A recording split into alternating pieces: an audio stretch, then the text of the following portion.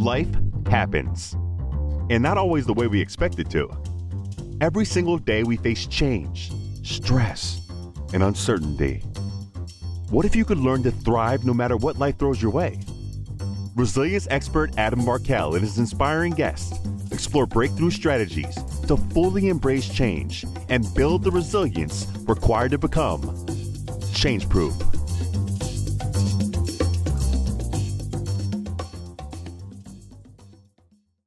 Hey, everybody, welcome back to another episode of the Change-Proof Podcast. I have a great honor today to have as my guest the one, the only, the unique Tom Peters.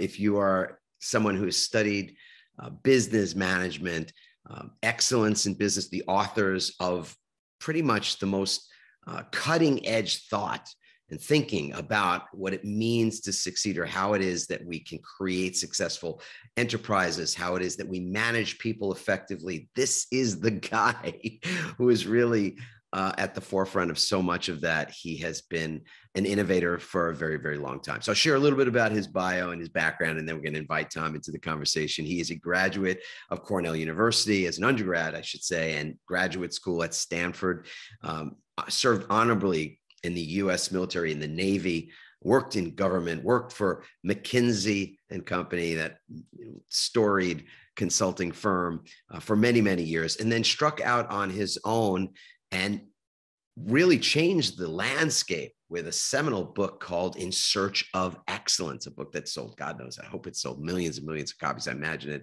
it has. It's been quoted, it's been used, and Tom has been speaking about what it means to be excellent, how you create excellence in business and in management, in particular, how you manage other people effectively, so that they themselves can grow as a result of your management. Something that we are in such great need of now are models for how it is that we can lead and manage other people, not just effectively, not just productively, but in a way that facilitates their own professional growth, their own personal growth. And Tom has been talking about this, teaching about this, has shared things about how it is that we do this tangibly for so long now. I'm so thrilled to have Tom on the show, and I'm just going to welcome you once again, Tom. It's great to have you on the Change Proof Podcast, and can't wait to hear what we've got to chat about today.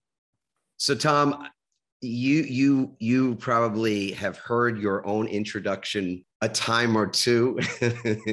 Like, for me, it's always just a little surreal, standing in the wings, waiting to be, brought up on stage, listening to the introduction. And on some level, it's just, I feel a little uncomfortable even just sort of listening to the way that thing unfolds. And now you've heard me sort of introduce you. Tom, what's something that's not written, that's not stated in your bio or your introduction, that you would love for people to know about you? Well, no jail time, I'm delighted to say. Though if you are my age, driving sober was not all that common. No. And if you did overdo it a little bit, I was in Maryland, the policeman would stop you, and I'd had this happen a couple times, and he would say, look, I'm not going to give you a ticket. You're going to pull over on the side of the road. You're going to stay on the side of the road. I'm coming back in an hour. And if your car is moved, you get a DUI. And, it's a different era. On that topic, and I know I'm digressing, I want the statue in Washington at some point to be built to that woman who started Mothers Against Drunk Driving.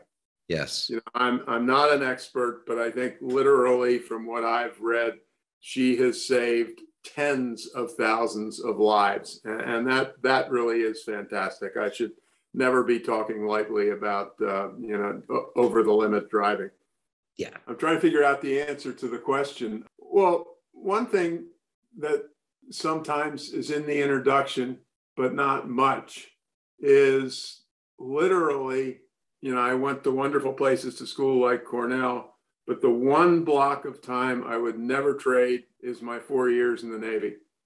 Yeah. And not because of military discipline or anything like that, but my first 2 years were in Vietnam, and my commanding, I was a civil engineer. There's a group called the CBs, and they are combat engineers, basically. And I was in a combat engineering battalion in the northern part of Vietnam. And my commanding officer was, and God bless you to my father, the most important mentor in my life and the most important teacher about the topic of leadership. He was tough as nails. He wanted us to get things built. He was, ornery old soul, but of course it's an exaggeration, but it's not much of an exaggeration to say that he was truly loved by his sailors. Not the junior officers like me who thought the world of him, but he, there were 900 people in the battalion, and I swear to God, he cared about each damn one of them.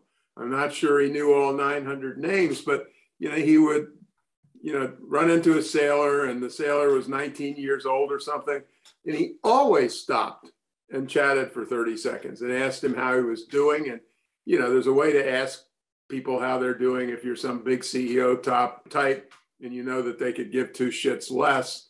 But he really was really there. And, I was blind lucky because I had 2 deployments to Vietnam. I had 2 commanding officers. In my books, I've written a little bit about them, and I call them Captain Day and Captain Night.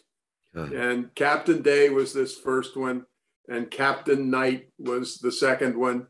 And I said to somebody, all the things I've done professionally have been really cheesy. Any question that needs to be answered, what would Captain Day have done? Do it. What would Captain Night have done? Avoid it like the plague.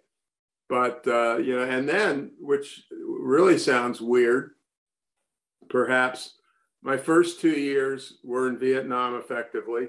And incidentally, given where this conversation is coming from, in Southern California, I was in a place which you may or may not know called Port Hueneme. It's near Ventura. It's within rock throwing distance of Ventura. And then for my troubles, as I said to somebody, I think it may even be in my bio, I then went to the real war zone called the Pentagon for 2 years. And what could have been, given what you do for a living and I do for a living, what could be a better experience in learning what a bureaucracy is all about? And one thing I learned, incidentally, and I like to get noisy about this just a little bit. We talk about the bureaucrats in Washington, the bureaucrats in Sacramento, the bureaucrats in wherever.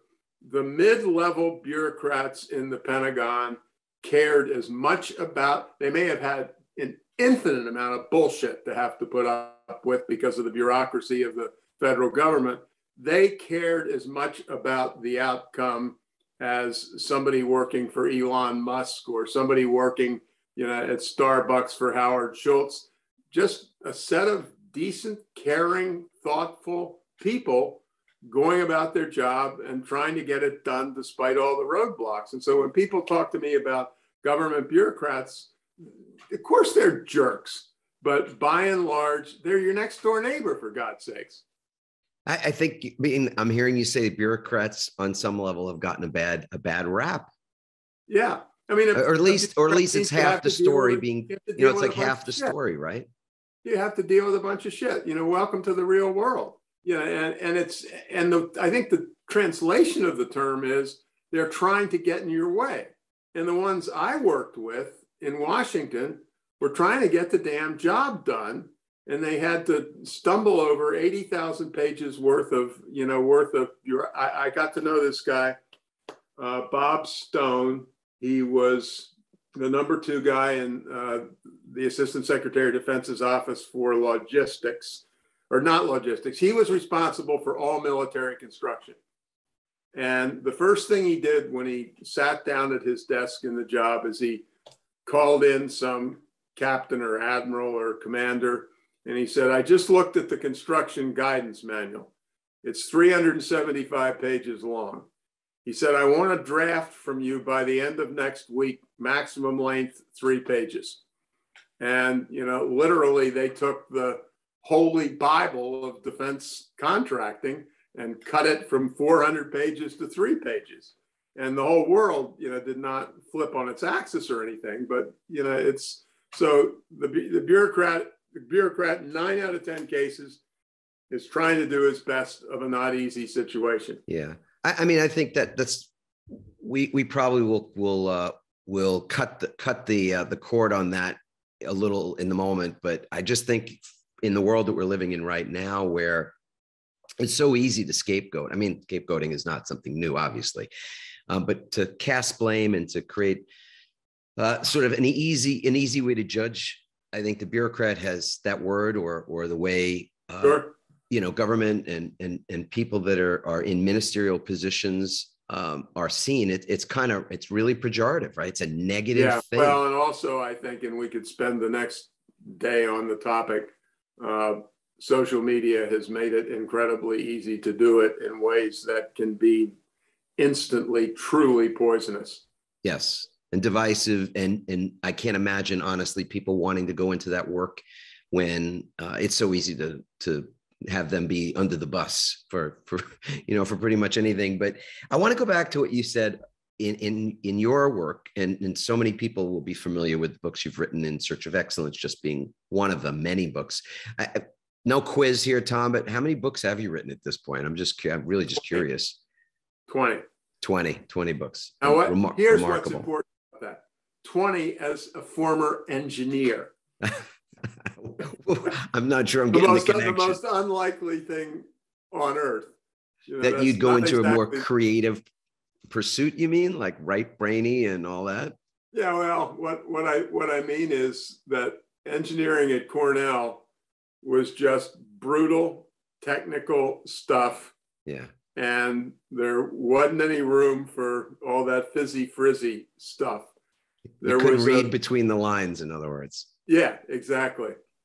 Interesting. Well, you mentioned Captain Day and Captain Night. Now, in my work that is primarily about change and resilience as a way to navigate change, and I tell a story about my days as a 19-year-old lifeguard on a beach where we had a lifeguard corps. It wasn't the military, but there were military people there. It was a system that was similar in some respects. So we had our captain, very influential. So Captain Day, Captain Night, it's a tale of two leadership styles. I'm assuming from that. Yeah, it's as I said, Captain Day was actually tougher about getting things done, but he cared about the people who did them. And he made it entirely clear that he did care about them.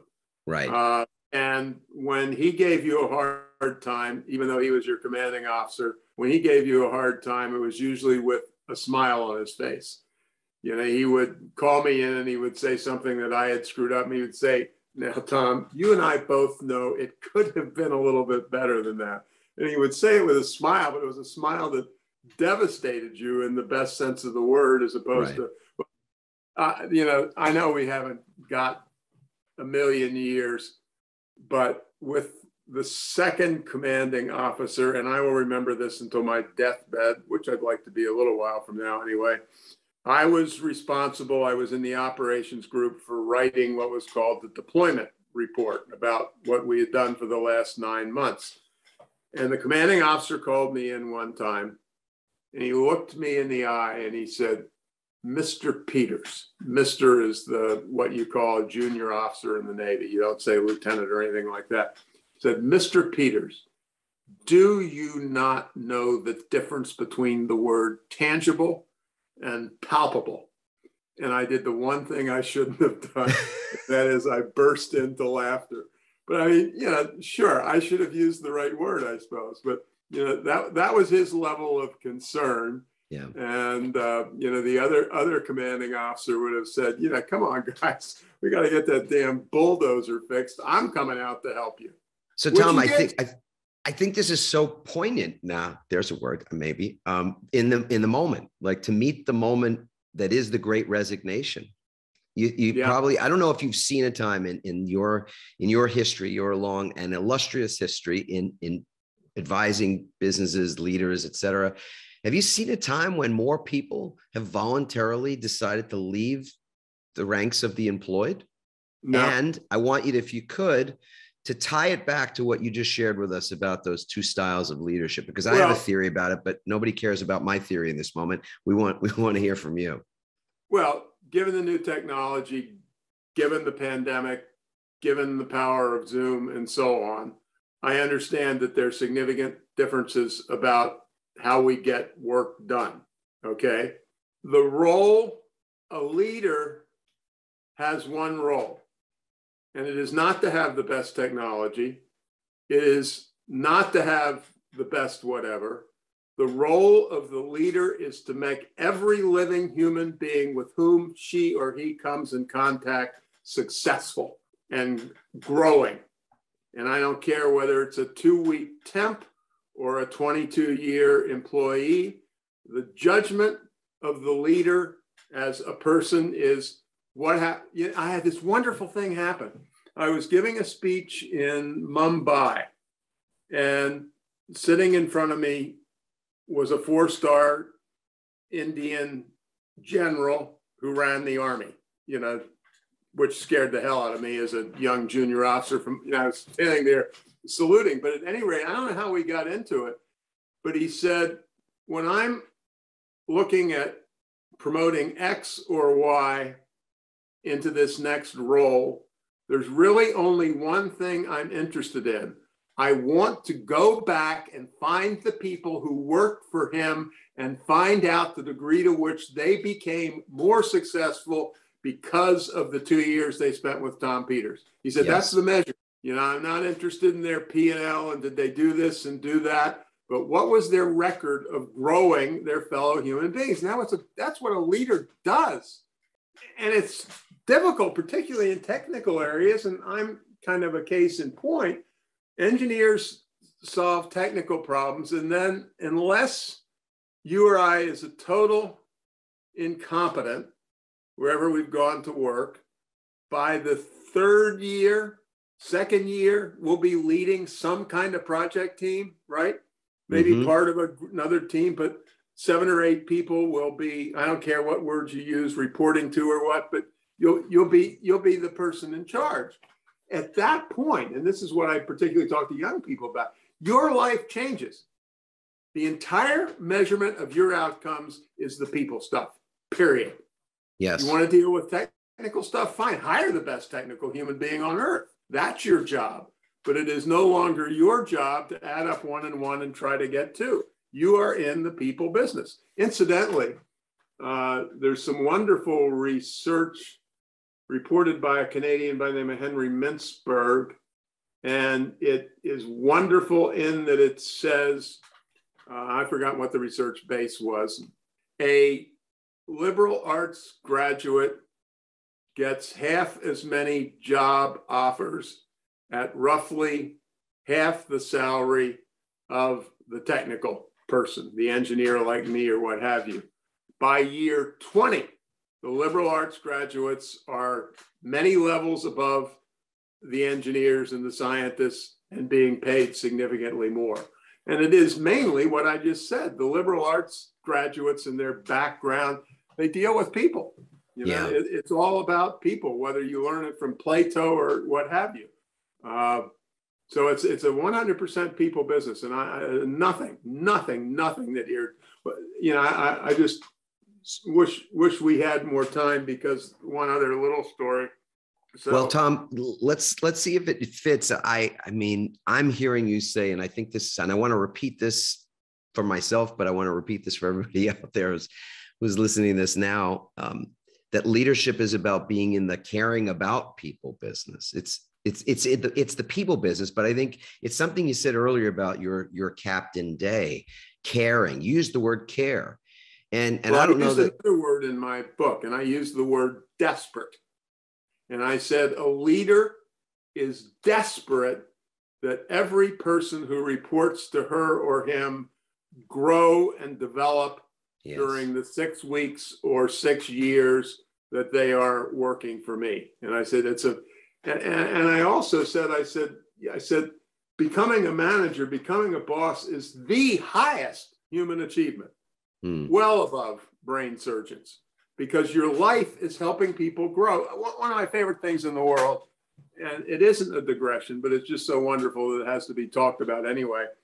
The great New York Times columnist David Brooks wrote a piece a couple of years ago, and he contrasted what he called resume virtues and eulogy virtues. And resume virtues are, he went to Cornell, he worked for McKinsey, he was promoted 7 times, et cetera, et cetera, et cetera. The eulogy virtues are, what do they say about you at your funeral? Yeah. And as somebody else said in another thing of the same sort, at the funeral, they talk about how did she or he treat people. Yes. And it no longer matters whether you were the valedictorian or last in your class in engineering at Cornell or the University of Michigan or wherever.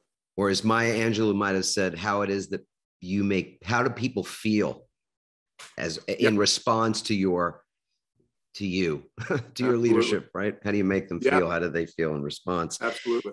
And that, so this word desperate, I think it's wonderful to use it in that context. Desperate, that people, meaning that you're having, there's an urgency to the idea that you're helping people to grow.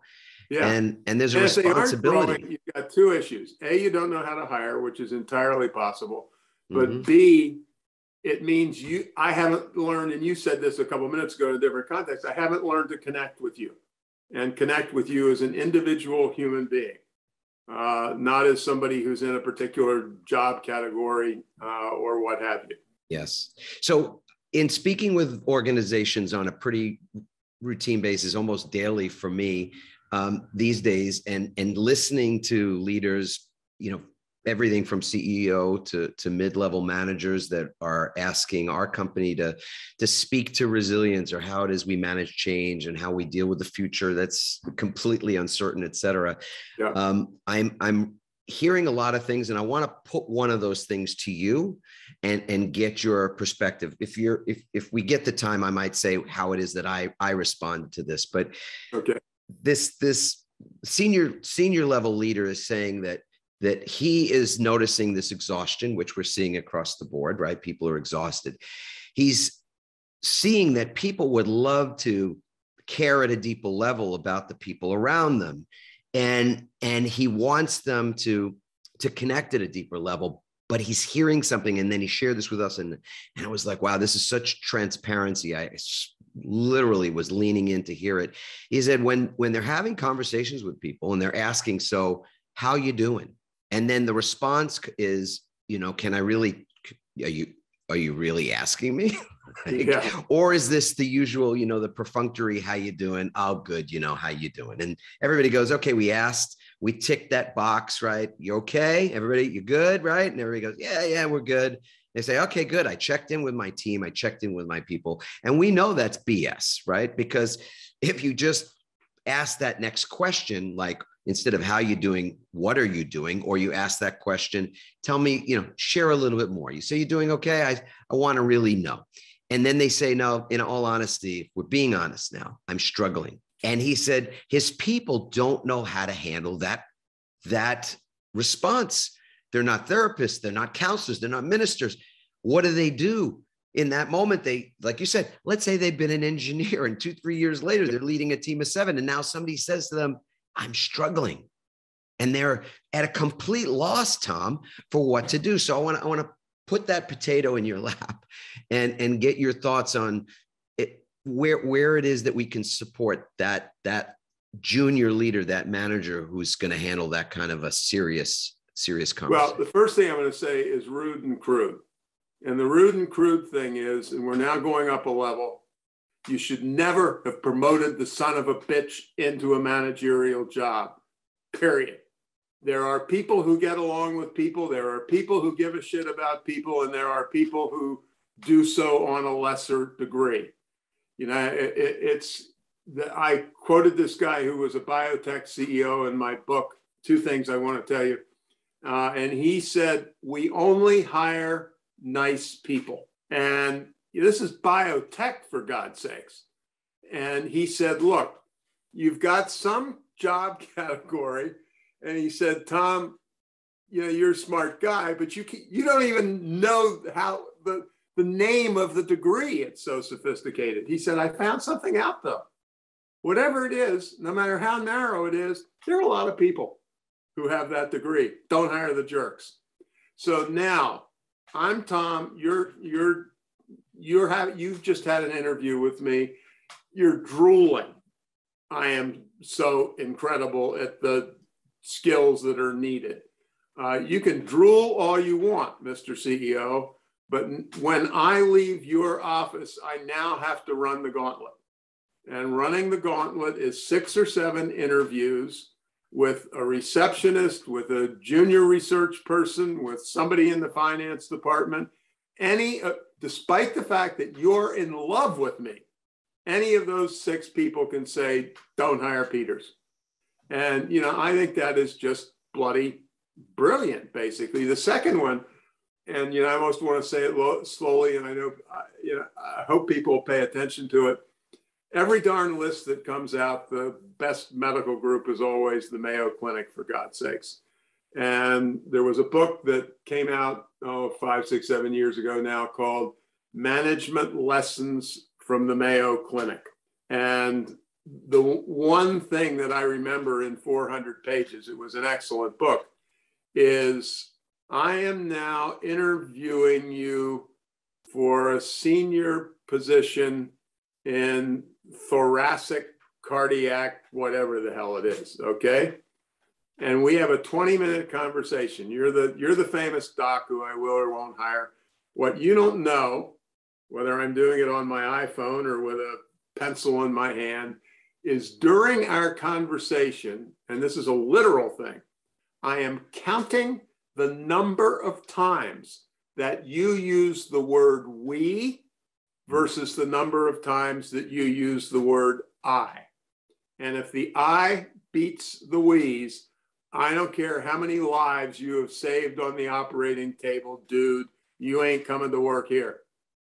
And it sounds simple, but there's a wonderful quote later on in the book by a woman who was a pretty famous surgeon who came to work for Mayo. And, people in those positions don't tend to exaggerate. She said, I am 100 times more effective here than I was in my prior hospital because we practice team medicine and not ego medicine. And, it's so nobody ought to be in that leadership position unless they know. Going back to the thing you started it with is the phony conversation versus the real conversation, the how are you, in which it's obvious that I don't give two shits about you. It reminds me, which I was actually writing something about that. I think it was in a tweet this morning. I did a TV show for PBS, and one of the people who we featured was a woman by the name of Pat Carrigan, who had been the first woman to run a GM auto parts plant. And she had done well somewhere, I think it was in the South or something, and she then was called up to do it in a 2,000 or 3,000 person plant in Michigan. And so she just lived, she had, it's obviously a complex technical job to run a plant with 2,000 people, but she lived on the shop floor, basically. And I remember one I was there shooting for 2 or 3 days, but there was a shift change that must have been 6 a.m. And so I have 8 people sitting around the table talking with me, tough old UAW birds from the plant floor. And I went around and asked each one, and nobody's going to believe what I'm about to say. And I'm sorry, it is the truth, but I understand if you don't believe what I'm about to say. None of them, mostly in 20 years of career, had ever seen the plant manager out on the floor, ever. And then I talked to the union boss, okay? In a big plant, there will be a full-time person who is the, Mr. UAW for plant X. I talked to the union boss, and he said, Pat comes to the plant first day, and I get a call, and on the other end of the line is Pat, and she said, we'll call this guy Dick. And she said, Dick, I want to talk to you first thing. Can I come down to your office and chat with you? He said, in my entire career, no plant manager had ever come down to my office. I was always summoned to be at Mr. Big's office at 10 a.m. or whatever it was. He said, he said, this, I don't know how tough you are or I am, but this son of a bitch is 10 times tougher than both of us put together. He said, I teared up when she came in the door. Yeah. And incidentally, to, kind of put the icing on the cake for Ms. Carrigan, she performed so well in that GM parts plant that the legislature of the state of Michigan sent her a letter of congratulations when she retired. Yeah. I mean, that's care. Again, the theme being care, but genuine. And if not, don't hire them. And for God's sakes, don't promote them. Yeah. I think. That it's the military always says it. I was in the Navy. The sergeants run the Army. The chief petty officers run the Navy. Period. It's the first line supervisors. They're the ones who run the joint. And, the way I put it in my books is I said, your collection of first line supervisors, 4 of them in a car dealership and 47 of them somewhere else, that collection is the number one asset of the organization. And they've got to be desperate that people grow. That's the through line here. Yeah. Yeah. And I'm proud of myself for having plucked the word desperate out of the sky. I know it's just a wonderful use of a word. It's obvious. Yeah. Listen, in that context. The week that we're talking, Coach K finished his first game at Duke. Yep. And he lost, and he was such a gentleman and such a wonderful human being. And that it's, I don't know. Leadership is not a thing that is easily taught. I think it's something you experience. Everything you're sharing about leadership isn't something you learned in your management class at, graduate school in Stanford or wherever. I mean, it's like you learned it out in the field with people that were modeling it for you. And that's how I think we learn our values anyways. You learn them as they're modeled to you as a child, whether it's parents, grandparents, or others that have influenced you. You agree with that, Tom? I'll tell you one other little story that sounds not connected, but it was something that was triggered in what you just said. And this is about as far away as you can get in a way, but it's really spot on if I tell it right. You've got some problem. You have a CAT scan, and later that day or the next day, and 200 yards away or 200 miles away, a radiologist is going to read your CAT scan. Okay. When two groups, group A, the CAT scan, the data from your CAT scan, and I'm the radiologist, is going to come across a screen. And it's going to be a bunch of numbers, and it may be a bunch of graphs, it may be whatever the hell it is. It's going to be all tech data, if you will. Now, in this one experiment, your data is coming, but before the data comes, because now when you came in for the CAT scan, I said, listen, this is just something we're doing with record keeping. Would you mind if I took my iPhone out and took a photo of you?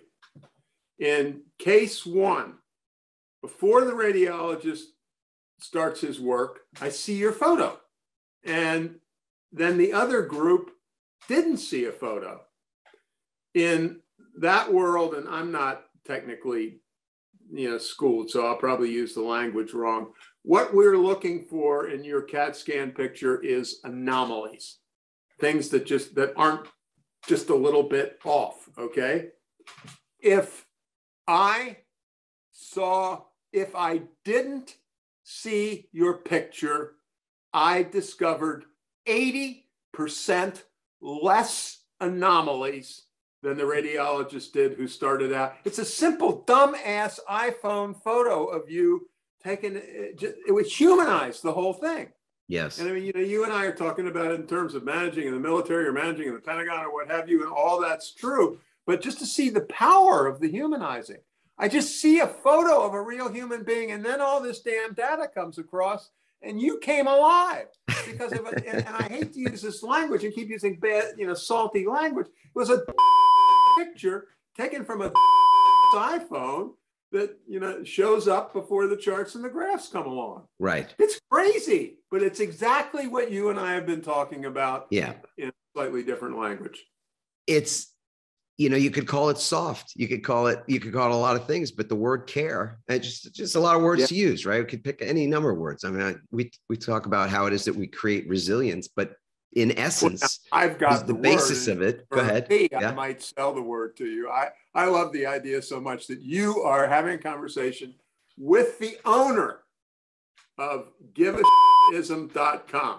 Yeah. And so that's my analog to care. Yes. And again, no matter the words we choose, there's a thing there that means that you're not just on a perfunctory level interested in another, that you genuinely have some vested interest in their success, their growth, how they're doing in the world. So we're wrapping up here, Tom. In your professional life right now, what's one thing that you are just jazzed up about? Well, I'll give you two instead of one.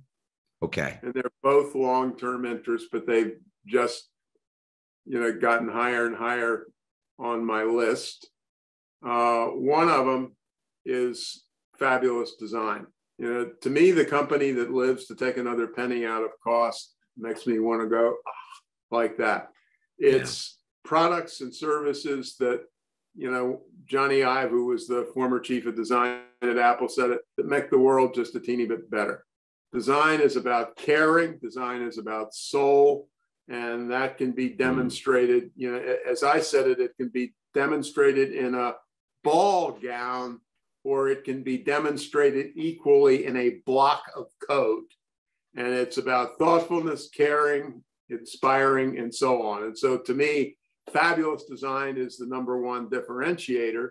Love it. And then the second thing I would talk about, which I would refer to, which, so many things you and I didn't have time for. And I won't say we're better than in the past, we're less worse. The research is clear. On average, women are better leaders than men. If you've got less than 50% of your board of directors as women, and if you've got less than 50% of your executive team as women, you are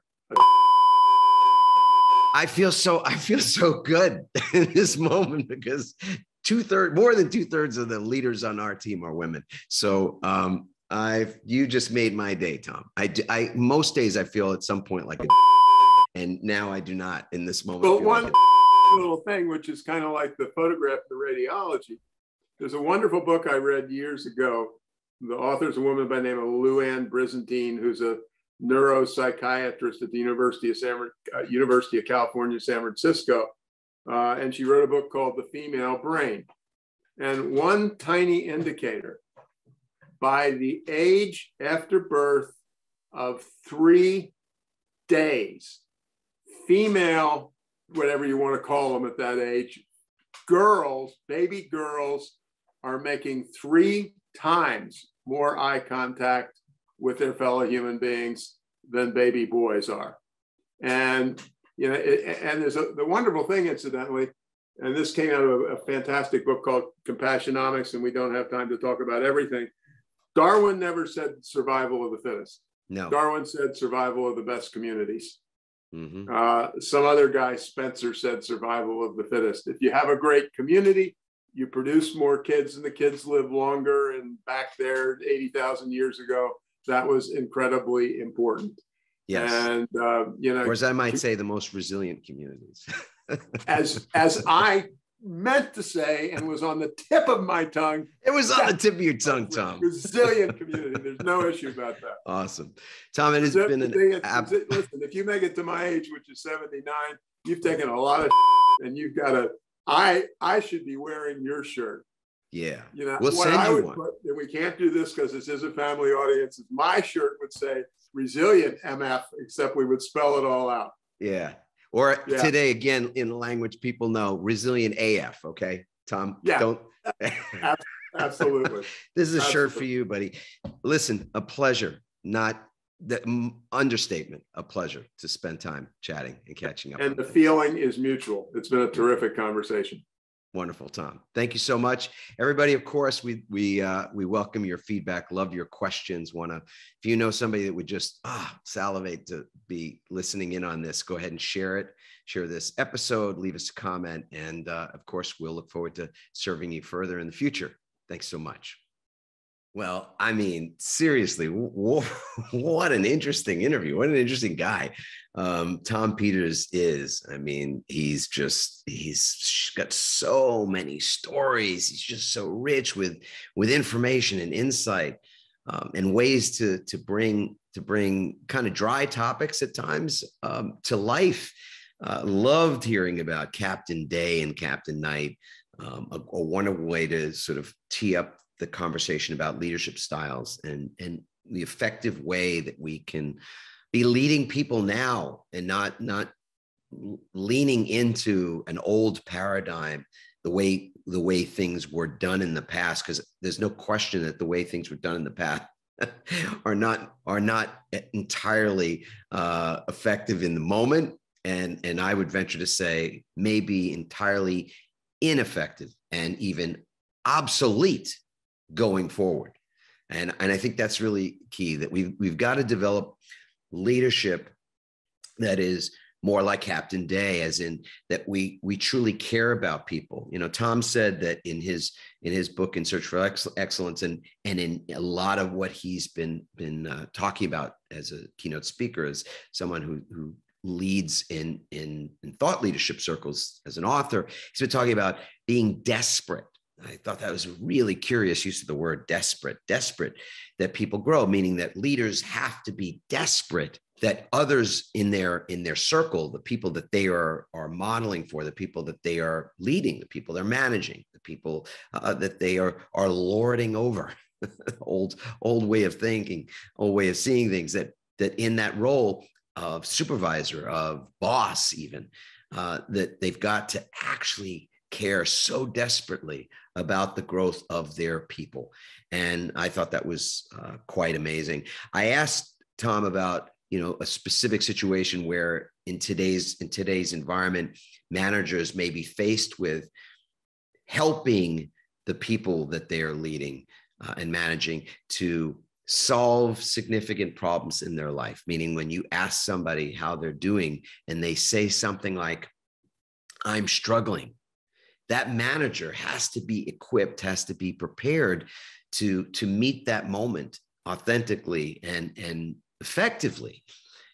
Tom answered the question in a unique way. I think he took the position that someone who's in that role as a manager, who doesn't know how to meet that moment right now, when someone says, "I'm struggling," maybe they're struggling mentally, they've been experiencing anxiety or depression, or they're just exhausted physically or emotionally from all of the ups and downs of this pandemic, for the sort of endless uncertainty that seems to be with us each and every day, and then the wave after wave of new challenge or new disruption.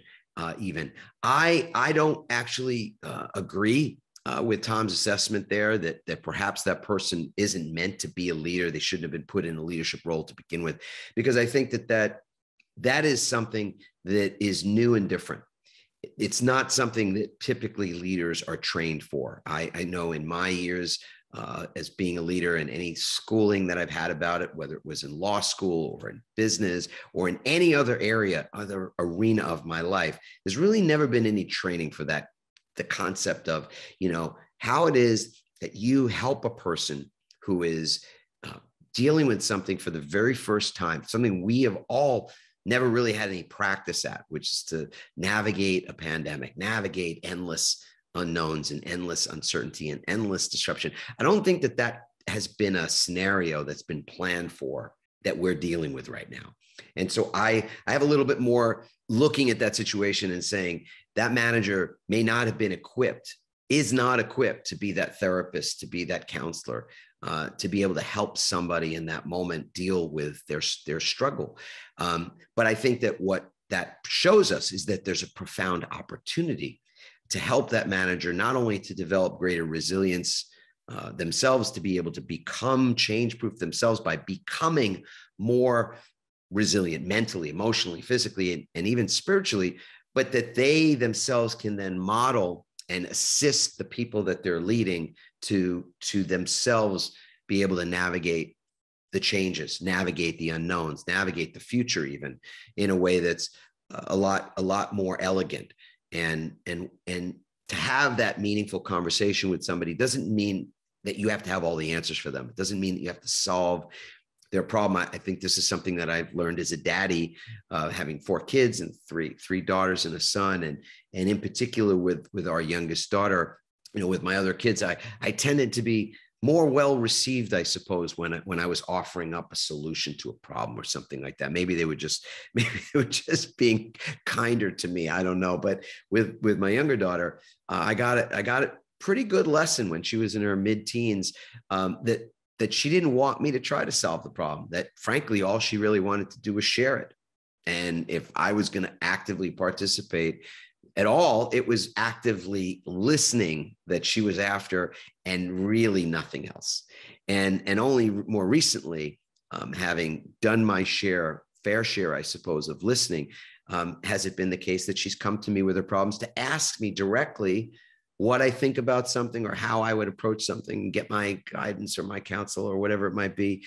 And I think that that's something that, again, for people that are even in that place of struggle, it may well be that a manager's role is just to be there to support, to listen, to hold space for them, to ask further questions, clarifying questions, to help them to see what's next, what's the next step, whatever that might be. It might be that they do have to see a counselor or therapist because they have some things that they're not able to resolve, and they want to be able to talk about them more regularly, or in a way, where someone would get actively engaged in giving them feedback. So I think what we do now is we've got to re-examine the role of that manager, the role of that leader, that senior level leader or that junior level leader, to say, how do you deal with a person on your team who is struggling, who's been courageous enough to actually answer that question? And frankly, that's the first duty of the manager, is to ask the questions and then ask the next and the next, and really care enough to go deeper, to want to know more, and to do that active listening. And then to ultimately be able to just hold that space for someone's coming through things, as we all go through things, and we have to work through things. And often it is that we are going to work through them. But to not work through those things alone, I think, is the key. We've got to let people know by our caring and this is something that Tom and I did discuss quite a bit, that through our actions that show caring, that we are showing the people on our teams that we have their back, that we're with them, that we support them, that we're desperate for their growth, as Tom said. And I think that's certainly where the two roads cross over. I so agree with Tom in that arena. And I think that we've just got to be looking at how we train leaders a little bit differently now to meet the moment. This is a very new moment and a very new time. And the future is going to demand more compassion, not less. It's going to demand more empathy, not less. It's going to demand more emotional intelligence, not less. It's going to demand more resilience, holistic resilience, not less, going forward. So I'd love to get your comments, get your thoughts, your feelings, things that you agree with, disagree with. Just love to hear them. So please feel free to leave a comment. You can email team@adammarkel.com. Of course, you can leave us a rating. We'd love to get your thoughts about the podcast, and we'd love you to subscribe. We'd love you to share this episode and others with other people in your arena.